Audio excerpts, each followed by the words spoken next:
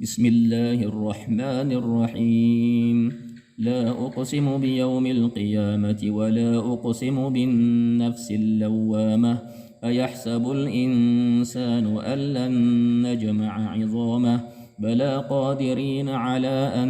نسوي بنانه بل يريد الإنسان ليفجر أمامه يسأل أيان يوم القيامة فإذا برق البصر وخسف القمر وجمع الشمس والقمر يقول الإنسان يومئذ أين المفر كلا لا وزر إلى ربك يومئذ المستقر ينبأ الإنسان يومئذ بما قدم وأخر بل الإنسان على نفسه بصيرة ولو ألقى معاذيره لا تحرك به لسانك لتعجل به إن علينا جمعه وقرآنه فإذا قرأناه فاتبع قرآنه ثم إن علينا بيانه كلا بل تحبون العاجلة وتذرون الآخرة وجوه يومئذ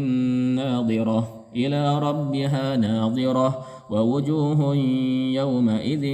باسرة تظن أن يفعل بها فاقرة كلا إذا بلغت التراقي وقيل من راق وظن أنه الفراق والتفت الساق بالساق إلى ربك يومئذ المساق فلا صدق ولا صلى ولكن كذب وتولى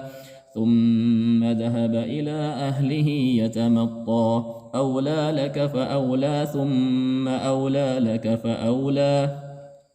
أيحسب الإنسان أن يترك سدى ألم يك نطفة من مني يمنى ثم كان علقة فخلق فسوى فجعل منه الزوجين الذكر والأنثى أليس ذلك بقادر على أن يحيي الموتى